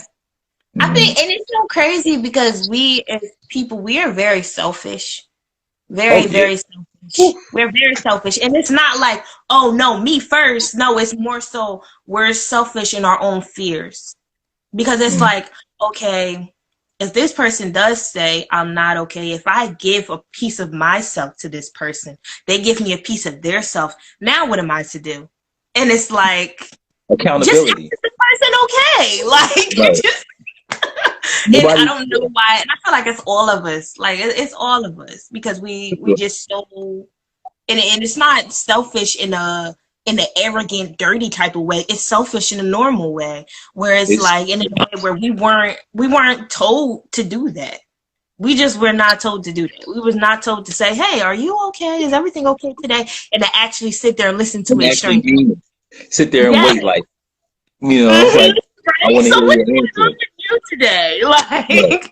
no, we're not like that because in our head it automatically goes back to, well, if this person isn't okay, are they trying to play tricks on me? Do they want money? What do they want from me?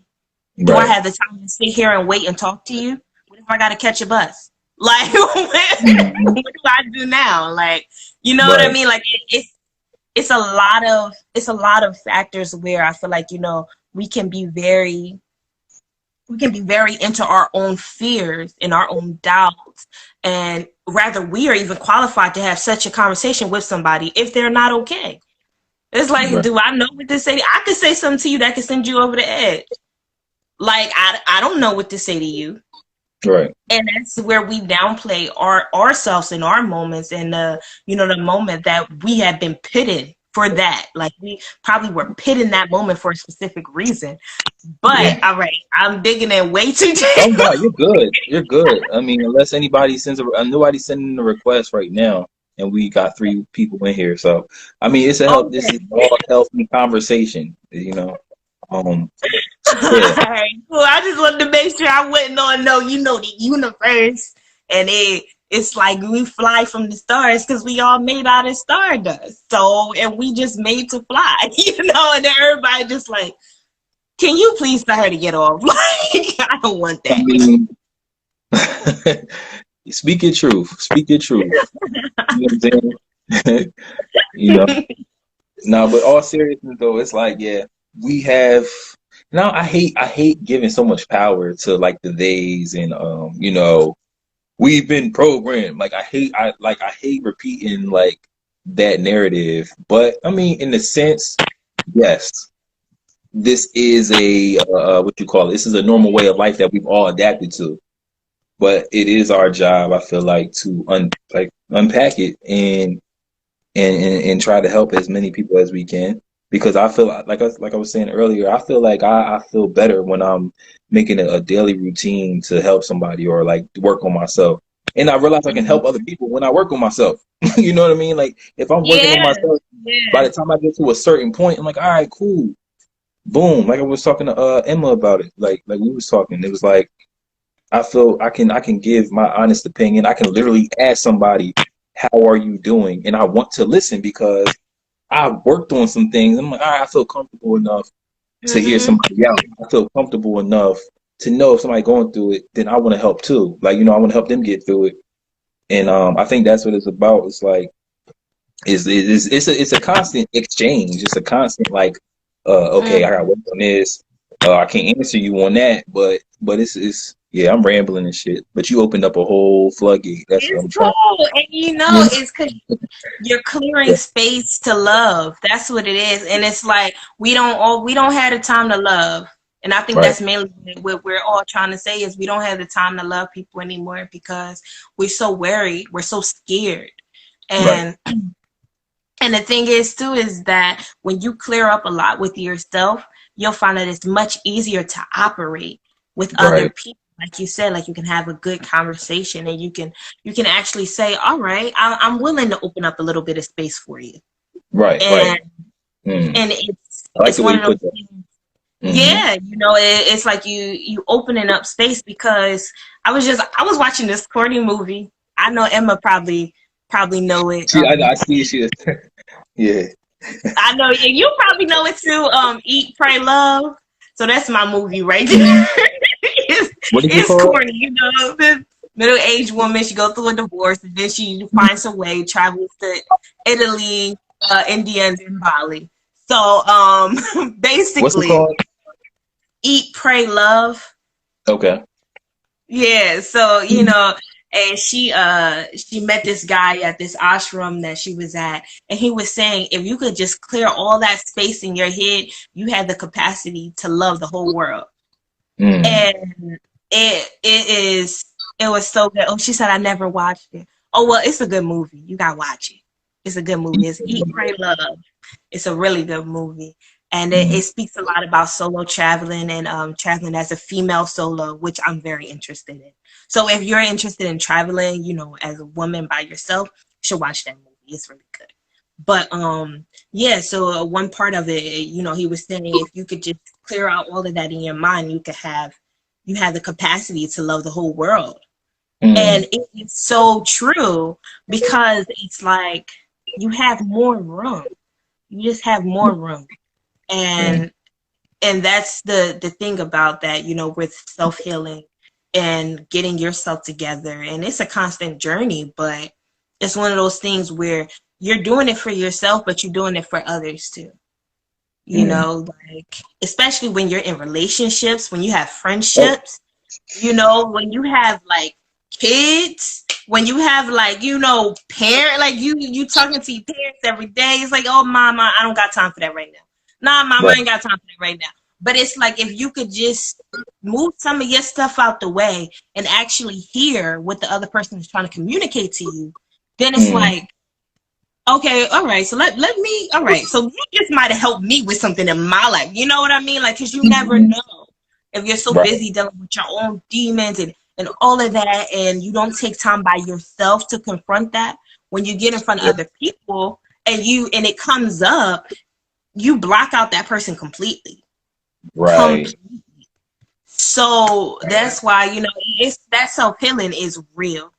Self-healing is very real.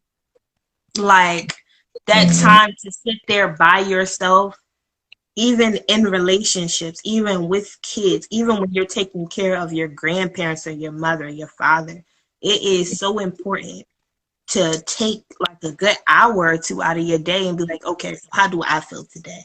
You know, and sit down and just really dig into yourself, because there are so many things you'll be learning about yourself when you're 90.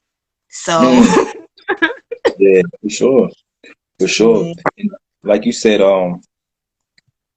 I think I've learned a good deal about self-healing through, you know, me and Alasia, me and my wife, and my kids. Because like, you know, it was like you said, I had time to BS. Like I was just, you know, I wasn't working on, like I wasn't doing it diligently, like working on myself. And I didn't know anything about it. I was just like, all right, cool. Drink, smoke, party. You know what I'm saying? I was meditating a little bit here and there, but it wasn't like it wasn't nothing deep. It wasn't like I was really like reflecting. I was just like, all right. It was something to clear my mind for the night or something like that.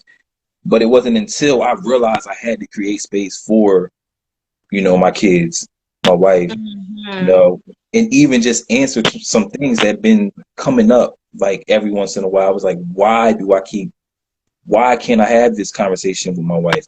Why can't I, you know, discipline my kids the, you know, right way or what have you? Like, why is it hard for me to speak to them and be personable with them on some, you know, some occasions? What is that? So it's like, I realized I had to go back and answer those things. I realized I had to self-reflect. I realized I had to self-heal. I realized I had to get time to myself to, like, you know, arrange the kinks or, you know, get, you know, some, I'm talking over myself now. But like, yeah, I realized I had to work on some things. And it was like, and I realized how important it is to do it on a day-to-day basis and really mean it to work on it. Like really make it, a diligent effort every day. So, yeah. It's like when you realize that people, like, for example, like when you have kids and when you have somebody else, you know, like a significant other or partner, it's like you realize that your energy and your spirit directly affects them. It's no walking away. It's no, oh, I don't feel like dealing with this shit. I'll see you later. It's no, like, you know, it's none of that. It's like, no, if you dealing with all jokes aside. You hit a little sore. I'm like, damn, I need to find a Band-Aid. That shit hurt. You hit a little sore. No, but I'm like, this is like, I had to learn this, and I was going crazy, and I didn't know why I was going crazy, because I'm like, you know what I mean? You can't walk away. I couldn't walk away just because I could just have a whole like little flip out, F this, throw everything up and walk out. No, because even still, I gotta come back. I gotta rest my head here. Yeah. I gotta, you know what I'm saying? And not even just about myself, but they will feel that energy. They will feel that, you know what I mean? If I don't want to be bothered, obviously there's something on my shoulder. Obviously there's something on my spirit that I haven't dealt with. You know what I mean? Like when you just don't want to talk to nobody, or, oh, you know what I'm saying? And it was just like, I realized having a wife and kids, I can't just get in this whole and not even deal with it, right? Like, yeah, we have our moments, but to not deal with it and then have kids and a wife. Not even, yeah. Yeah, you can't, you have to deal with it, or else it's going to be, you know, weird habits and stuff popping back up. You know what I'm saying? And resentment. Yeah. And bitterness towards the ones closest to you, even if it's not conscious, right? You're going to be just doing stuff and moving a certain way. And it's like, I realized how important it was. Like, oh, Javon, you got to get this straight. Gotta look in the mirror. It's going to hurt the first few times, but, you know, as long as I can answer some questions, and that's when it starts getting a little smoother. And it's a process. That's why I said you hit a sword, man. Like you hit me hard with that one, because that's as calm as I may seem. That's how I am. You say something to me I don't like, oh, let me get my bag. Oh, I'll call my lift right now. Like, right. Like, I got my stuff folded. I'm ready to go. Like, I don't gotta sit through this pain. I'm telling you, it'll be 5 o'clock in the morning, I'm crying to slam the door to my own house, walking out with my bag in my hand, like, where's you going? Like, I don't know. Yeah. I'm going somewhere. But change your scenery. Yo, and that's crazy. Right. Like, I need to look at some trees because I can't look at you no more. But anyway. But like it's just so funny, because it's like I feel like everybody experienced this on some type of level, whether it's, you know, walking away from that person or just completely just quiet. Yeah. You can't get nothing out of it. You could be yelling at them. They're just looking at you like, so what we going to do later today? And you just like, so we just not going to have this conversation? Yeah. But like everybody responds differently. But that walking away thing is so powerful, because I feel like that's when you let go of, like, you know, the childish stuff, where it's like, okay, I'm willing to actually grow because I love you. And it's so interesting, because it's like when you try to just be like, nah, fuck this. I don't want you. I don't want this. I'm walking away from it. But y'all in like a relationship, and then you get away from that person. You like, dang, I probably wasn't right, but you too far gone. Like, you already done walked out the house. So now you sitting there looking stupid. The other person sitting in there looking stupid, like, oh, what? Like, both of y'all just look confused. But it's walking past, brushing shoulders. Yeah. Right? People think you out here like Jason or whatever, just trying to go into people's houses late at night. But anyway, like, it's just crazy. And then it takes a lot of being responsible and being mature enough to say, okay, I'm going to sit here and listen to you criticize me. And it's nothing wrong. I'm going to sit here and listen to what was your experience of me in that moment. It's not about what did I do wrong or what you did wrong. How did you experience that moment? Because somehow we didn't hear it the same way. We couldn't have heard it the same way if it caused all of this. You know, and then it takes honesty too. You know, your partner being honest with you and saying, like, it took a lot for me to somebody to be just straight up honest with me and said, I don't like how you did that. And I'm just like, how I did what? Like, telling me that, you know, because I used to be reckless. I used to be like, you know, you don't got to be here if you don't want to be here. Like, and it's like, it's not like that person is not around just to take care of your shit. They're not. Right. Not around just to be like, well, I'm here and I'm just going to deal with his shit. No, we're going to deal with it. Yo, that's crazy. Right. Like, and it's like, we're going to love each other together. I can't just love you. And when you're ready, and then it places doubt in their mind. Like, how I know because I got the wrong ice cream or whatever, you're not just about to up and leave me. Like, how do I know? Because you never told me that you were not comfortable with this, because you know how females are sometimes. We don't really give straight answers, but our answer be our answer. Y'all need to be able to hear that. But anyway, that's a whole another topic. Yeah, that's a whole table Y'all just don't be getting stuff. Y'all don't be getting it, and I don't know how. But like I said, we also are not. We're not very straightforward. So anyway, like I could just be like, well, you know, I'm sorry that you didn't feel like you shouldn't have done that, but you should have known. And then he's just like, how was I supposed to know? Like, and that's that thing where it's like, okay, both of y'all are not wrong, but both of y'all ain't right. Because there was no communication. There's no communication. Right. And then it's just like you said from the beginning, it's maturing and creating space.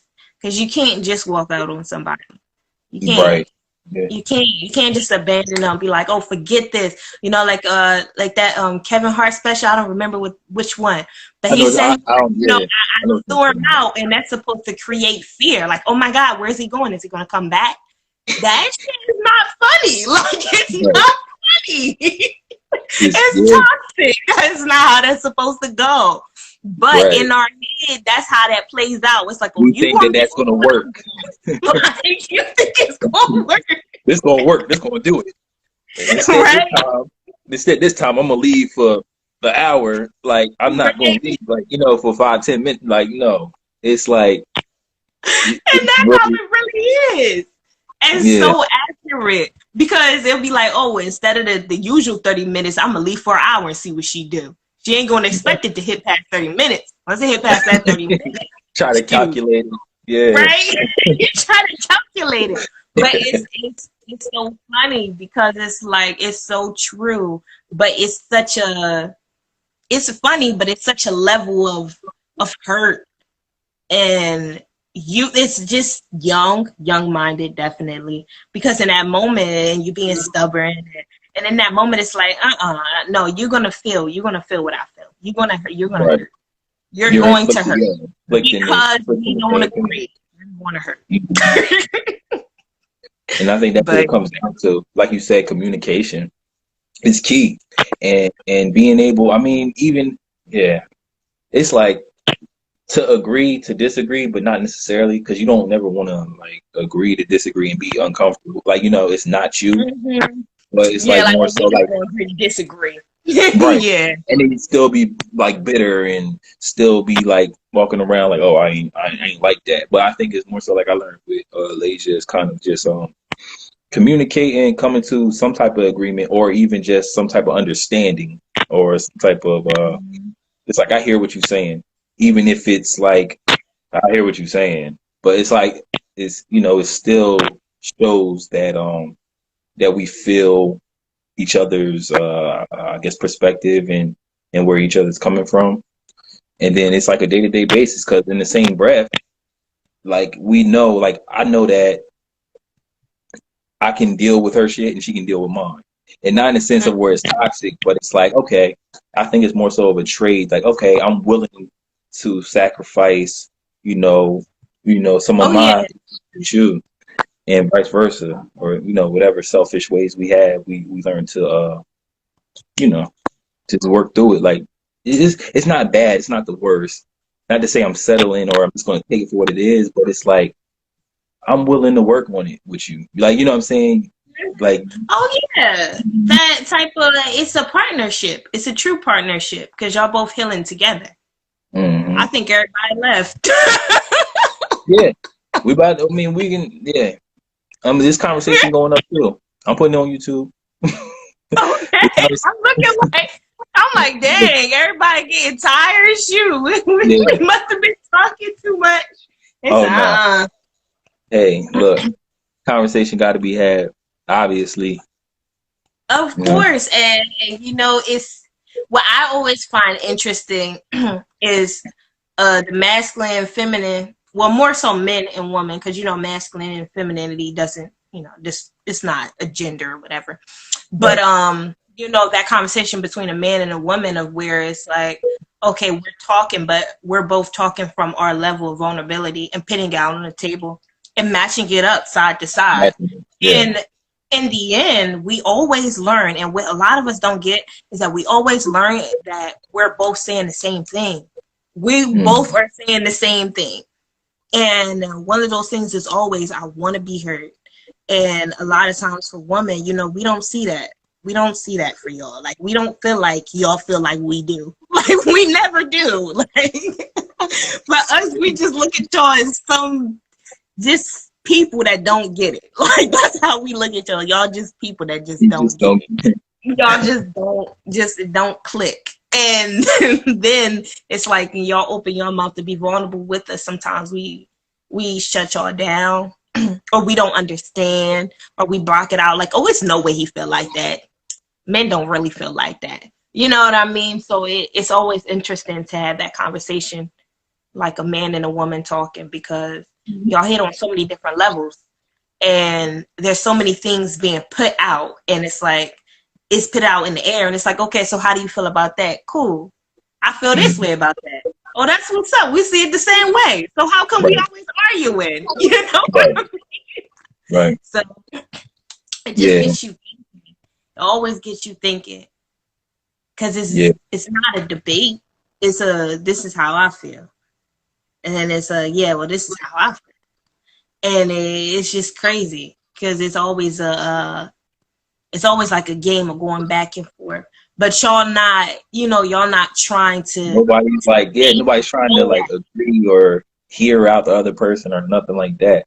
It's more so like, my feelings are more important. Like, understand what I'm saying. Right? Like, no, you don't understand my point. This is what I feel. Like, you be mad as shit, like trying to force something.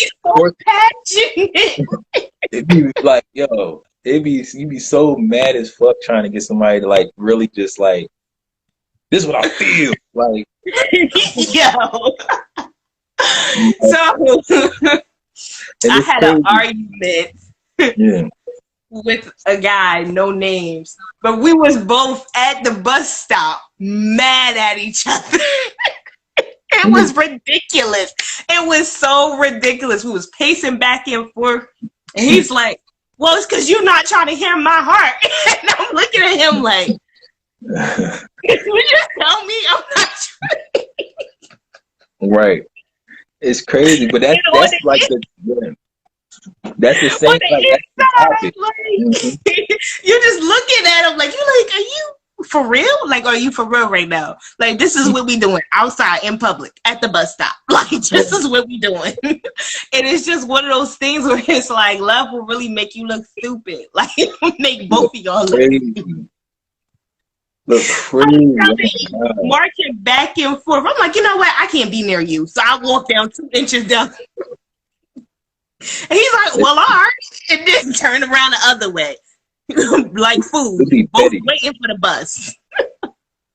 It'd be so petty. Like, oh my gosh. It'd be moments where I like walk out and then walk back in, storming around, like looking for my keys because I walked out so goddamn fast. And then, like, you know, it'd just be so stupid shit. Like, you see my keys? Like, like you see my keys? Yeah, like, it'd be like so petty, like, but you know, I guess that's what love make you do. Be picking, and you still be picking too. But I mean, well, maybe I could find him. You would get up and help me, like, right. Yeah, like it's like, no, you gonna finally get there by yourself. Yeah, be quiet as shit. So you're not gonna listen. You're not gonna answer. Like, it'd be stupid shit. But that's. I'm telling you, I need to write these conversations down because it's definitely. Yeah. It's so crazy though. But it's like, you know, a lot of times we're like, oh, men are this. A lot of times y'all like, women are this. But at the end of the day, we can't survive. We can't survive without each other. You know, and while I do think that women do take a lot, I also think men, they take a lot that we don't know about. And I feel like it's such a big world that we have not all been exposed to, females, with y'all, because I feel like slowly I see men are becoming more vulnerable, but it's like it's this world that just has not been exposed to some women, where it's just like, how do I understand you? And not just understanding you on a level of, you're supposed to be my boyfriend. You're supposed to love and take care of me. You're supposed to send me cute good morning text messages. Like, that's not, how do you go past that world of where it's like, oh, we're together and you're my other? How do you go past that to it being, how can I actually care for you? How can I see you? You know, and how can I actually break through that barrier and make you feel comfortable enough to let me see you? Because men will go all throughout marriage, be 50, 60, and still have not been vulnerable, completely vulnerable with their wife. Right. Whereas, you know, in their head, they're working on 20,000 different things, but it seems like they're fine and dandy to the wife. You know, it's like, yeah, babe, I'm going off to work. Okay, cool, love you. Yeah, I'm going to go work overtime, make sure the rent's due. You know, stuff like that. But it's like, at what point can we actually see that the whole work behind it, where it's like, yeah, I'm thinking about this and I'm thinking about that, but I don't know how that's going to work because I'm scared of this. Men don't talk like that. Like, men just don't. Yeah, don't talk like that. And I'm learning a little bit more to try to communicate it, because that was a struggle of mine too. And it might be because of, you know, being a man, you know, we are taught from an early age to handle our emotions differently. So like, it was like, who the I am say, right? Y'all still here? Yo, it's Cuzzo, man. We vibing out, and it's the conversation. Like, we just like, yeah.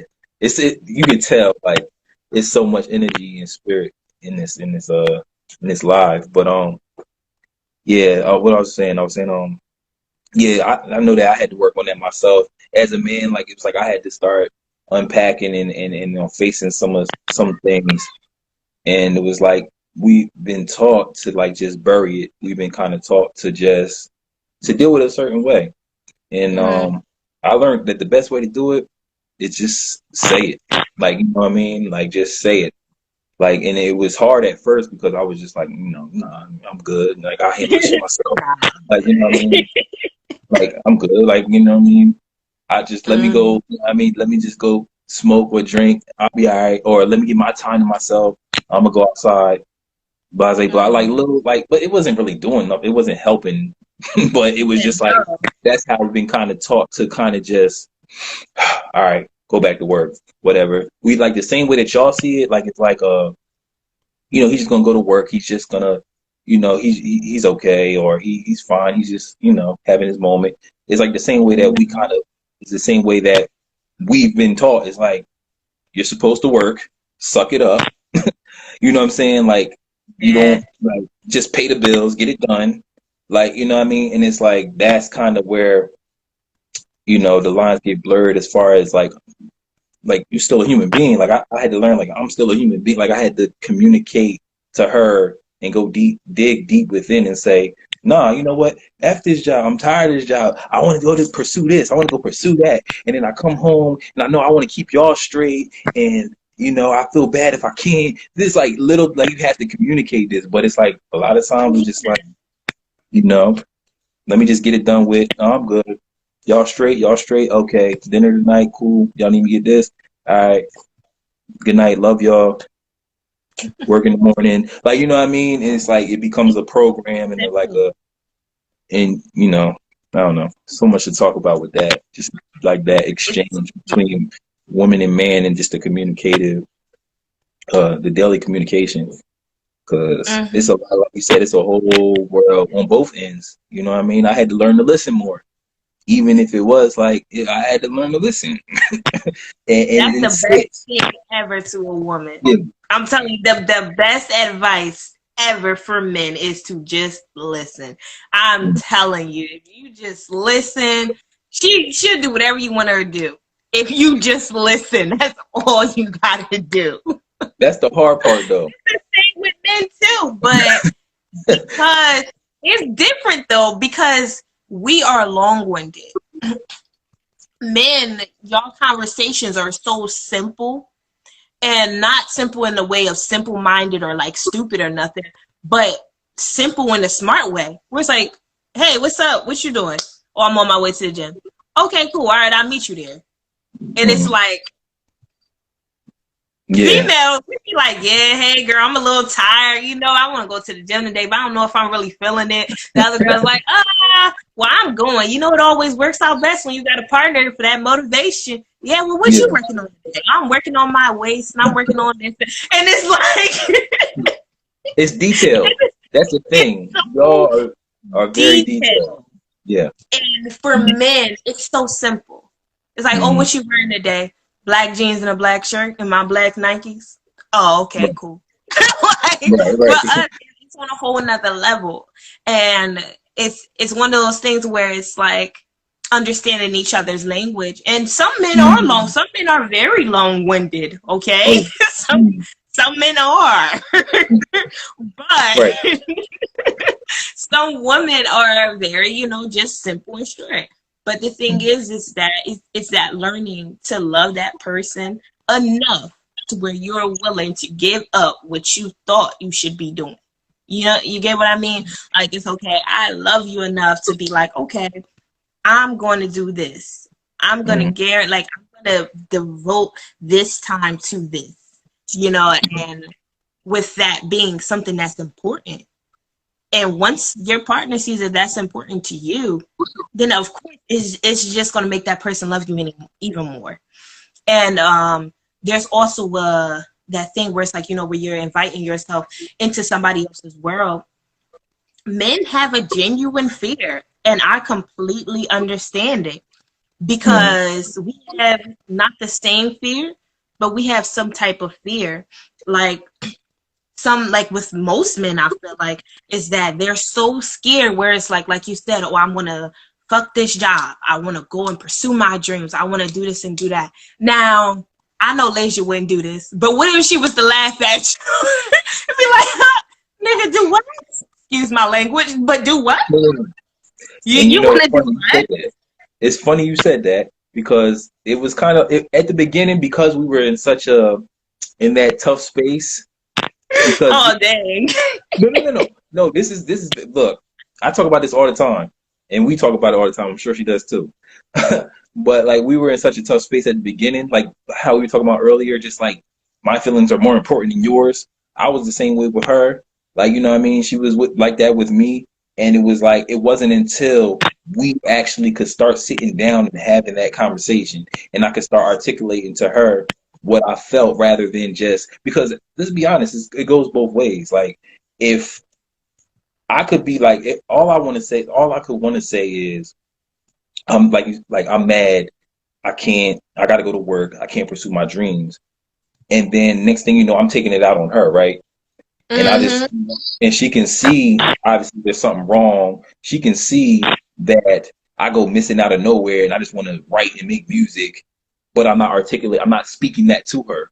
So all of a sudden she could tie that emotion, or tie a negative emotion, with me wanting to do music, if that makes sense, or with me wanting to take time to get, because I'm not speaking it. I'm not explaining it to her. I'm just all of a sudden going missing, and oh, I'm sorry, babe. I'm, you know what I'm saying? I gotta record something. It's like, what the, like, you don't even tell me nothing. You just blah, blah, blah. I had to learn within my selfish ways. Like, it was like, okay, Jamon, it's not necessarily, you can't do that. You can't go, you know, write or go missing and get your mind right and put that thing down on paper or what have you. But just explain yourself, kind of like try to articulate it and put it into let's communicate. And like, sure enough, and sure enough, over time, because like I said, at first it wasn't as easy. Like, nah, she probably, like, I mean, you could ask her now, or whenever you see her, it's like, she probably could put like so much negative words and terms with me just wanting time to myself and just that and the third, but and wanting to do music and whatever, and just, you know, but you know, it all came with time. I guess it all came with time and communicating and just kind of like and being patient, trust, and seeing the vision. And the thing is too is that like when you're explaining to somebody, of course, when you know it's like, oh, we have a family, you know, of course it's gonna be like, oh, but what are we going to actually do? You know what I mean? But it's like, I got us. Don't worry, I got us. But it's like, but do you really got us? Because like, I mean, I'm not trying to question you, but I'm just trying to make sure we good in the end. You know what I mean? Yeah. But it's like but when the time does come, and, you know, I know the time has already, you know, came, but like, you know, when the time comes where you're just like, all right, I give in. I'm going to trust you. I know you got it. Right, like, right. It's that level, like that power, because it's unity. You know, everybody's in the house working together, and they both see it, and they both know what they're doing. They're like, okay, I hear you, and I accept that. And it brings a deeper love. It always does, because it's always one of those things where it's like, I'm not compromised. Like, it's not a compromising, but it's me understanding. You know, it's an understanding where it's like, okay, we can. There's a way. The understand and compromise mean the same thing? I don't think they do. No. No. I mean, it can be, but yeah. Yeah, it's that level of understanding where it's like, okay, I hear you and I understand you, and I'm willing to rock all the way with you. And that's the beautiful part about it, you know. That thing of where when you are with somebody, you gotta be with somebody all the way. It's no halfway, no half stepping in there at all. It's somebody, especially when you with an artist now. When you with an artist, it's a whole different story. Okay. It's a whole different type of love. Listen, I thought being a Gemini was bad. No, being a Gemini and being an artist is like the worst creation on earth. Because then the person's like, you want to do what? Oh, yeah, next year I want to go to India for a couple months. What you going to do in India? I want to write a book. You going to go to India to write a book? Yeah. I think that's what my soul was telling me to do. Right.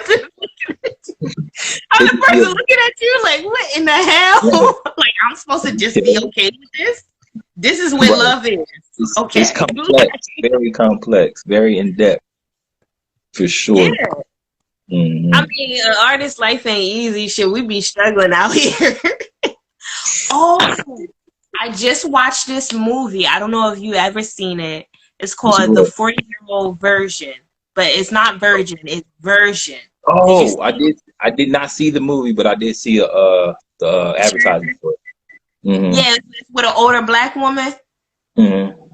Oh my, watch it. It's good. It's a good little show. I mean, movie. It's like, you know, about this 40-year-old woman. She was playwright. She does playwright and all of that. And she talks about poverty porn, where like she digs deep, where it's like this white eroticism of just wanting to see us struggle, wanting to see the black gritty life. And it's so deep how she talks about it, because like a lot of times some white people are like that, where they're like, oh, I want to see gangs, give me drug dealing. Like they're like, this is so urban, it's so authentic. Like you be like, this is the struggle. What are you talking about? You know what I mean? Yeah, thirsty for it. Yeah, it's like they're hungry. And it's a sort of, you know, it turns them on. It's like poverty porn, and that's what she was saying. Like, you know, how they just get, and even in some parts of the movie, I'm not going to spill out all the information. Oh, I'm watching it right after this. There was some parts of the movie where you just seen the white people just getting so like turned on from watching certain parts of the play, and you're just like, this is sickening, and it's so true. It is so true. Like how people. They want to see that struggle, that grittiness, that black life where it's all this crack kids and all of that. My mama was a crack kid. Don't nobody speak the right language, English in the damn movie. Like, like you just be like, so black people just came out illiterate. That's what y'all telling me. Like we just came out the womb with the ain'ts and stuff, huh? And the gots and hases. Like that's how we get. Which is how, you know. Like, yeah, right. But that's crazy. I definitely gotta watch that. Oh yes, you do. You gotta watch it. But I'm not going to keep you too long because I know I Nah. can. When I tell you, shoot, I can go. I can talk. Okay, we might have to make a situation out of this. We might have to really make a like a normal open table talk. You know what I'm saying? Like, I would definitely be down for that. I would be down for that.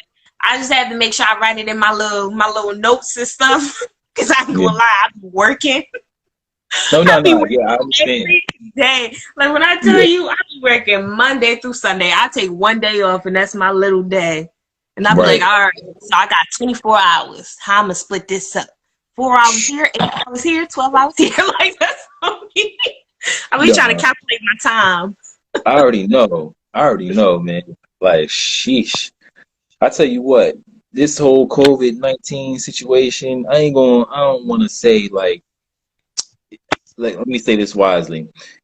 It brought out a lot of, it's a terrible situation, but it brought out a lot of good in some senses. Like, blessing and a curse.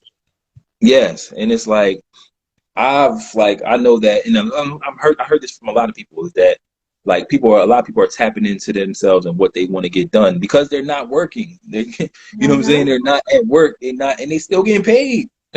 You know what I mean? At least for now, right? Or at least they were. It's like people, I know it went down a little bit.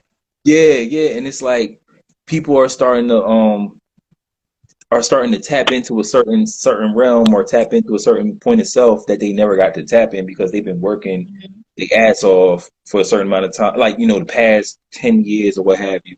And I know with myself, I mean, I was working I say I tapped in a little bit more, you know what I'm saying? It wasn't like drastic, but I'm still like more into what I'm doing now. And it's like, I mean, that work stuff, like, man, I'll tell you what, it's crazy how much a day makes, like how much time in a day makes a difference, if that makes sense. Like, you know what I mean? Time we give to things that, I don't know, that's a different conversation too. I ain't going to do that. I mean, but it's perfect, but it's so true because this was my first in a long time, probably about a good 2 months, maybe a month and a half since I've had Saturday and Sunday off together right next to each other. Right. Never. Like I'm lucky if usually I can try to pull one day off out of the whole week. But honestly, the whole day, I'm telling you, I was so productive. And I'm looking like, dang, if I had this time, I wonder where I would be at. And it makes the whole COVID-19 situation I believe it made such a situation where it was uncomfortable. And I think people grow when they're uncomfortable. It's like, okay, you don't have to, you can't put your foot down, when you got a job. You can't jump off of anything when you got a job, like, because you're too comfortable. It's like, all right, I mean, why? Yeah. Why even try? I mean, they feeding me over here. Like, I'm getting I mean, it ain't full-time benefit, but they give me some extra hours. So what I'm gonna do for? Like, why? What's the point? I might just drown. And why drown? And honestly, in this type of world, it makes sense, and it's a stable life because it's like, oh, you got to be stable. You got to be responsible. You got to be adult. You got to pay all your bills on time. You got to have good credit. Right. So it's like, if you apply it to the time and the world that we live in society, you're perfect. Because it's like, okay, cool, I got a job. So what I'm going to go out and be freelancing for? Out here begging people to take, pride in my work for what? What am I going to do that for? I got a job. Like, but at the end of the day, at the end of the day, it's like, okay, but if we was to just push that job aside, now what you going to do? Like, you just better find a way to swim. Yeah, you be scrambling. Because then you're going to be like, my art, you're going to be all up in everybody's face. Then you're going to put your art in everybody's face because you're going to be desperate to get out of that situation. I'm telling you, if you find a way to get the things that you need when you need to survive. When you need to survive, it's so crazy because you don't know I don't believe people know how to survive until they get put in a situation where they have to survive. So so many people are like, oh, I'm so strong, I'm this, I'm that, but it's like, really, what have you been through? And not to say I've been through, you know, all of this in the world, because I feel like I'm strong, but I do know that there's so much more for me to learn and so much more for me to build on. But it's like, I'll never say, yeah, I'm strong. I can do this. You know, I can knock down mountains. Now, in my head, I know somewhat that I can, but I'm like, wait, hold on. I ain't never been presented with that mountain now. It's going to take me some time. I mean, we going to knock it down, but it's going to take me some time, you know, and and it's like with that thing of where it's like, you can't look down on people. You can't judge people because you don't know. Like, you just don't know their level of perseverance that they may have. And so, yeah, all of that just to say, basically, like, once that COVID-19 pushed our jobs out, it was like, all right, let me take this life raft off. Let's see what you can do. And people just started just kicking and swinging and flipping. They said, damn it, let's turn Instagram into damn live. Let's do that. Right. Let's see how that works. See how I ain't doing nothing else. Word. Right. Like, people was like, what are we going to do? Like, and it's so, I was just telling Phil the other day, like, it's so beautiful how art, like, poets were out and doing the open mics and everything, and how they all just moved. It was like all at once. It was so beautiful to me because I felt like it was just a shift. And you felt it from all over. Like, now people from UK, from like South Africa, like, I know so many people now because of this. Right. Like, I know 3 different women, and we were writing together every month, 3 days a week. Imagine that type of connection with somebody from South Africa, somebody from UK, and another person from California. Yeah. And you writing with them for a matter of 6 months, 3 days a week, all the time, 4 hours, 3 hours, having conversation. And that's that that level where it's like, okay, it's love all together in the world. Like, we all have come together.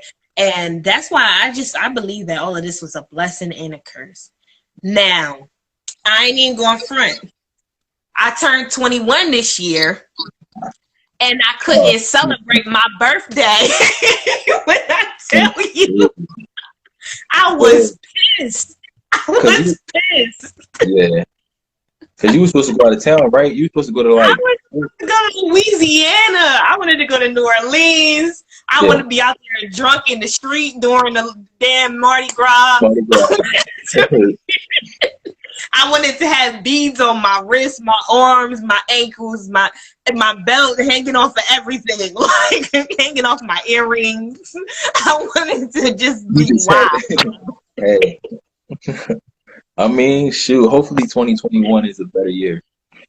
2021, I'm going everywhere. I don't care where it is. Get me on a plane, I'm going. Because I'm that type of person. Like, I can't sit still for nothing. Nothing. I've been to Alaska like 4 times. I can't sit still for nothing. Yeah, I can't. I don't blame you. I'm the same way, man. Word. And if you ever want, and this is little tips. If you ever, I don't know why, every now and then I be having little tips in my mind to be like, hey, did you know about this? If you ever really want to travel and you want to go somewhere inexpensive and you want a nice little stay, try Airbnb. I know you probably already know about it. The Airbnb is the bomb. Oh my God. You can find, I just found that they have a real life tree house. Hold on. Because this is about to cut off. I'm just letting you know. Oh, dang. It's about 17 seconds. But all right. Well, I would just say good night. I don't want to hold you up. No, you good. Airbnb, I got you. All right. Have a great night.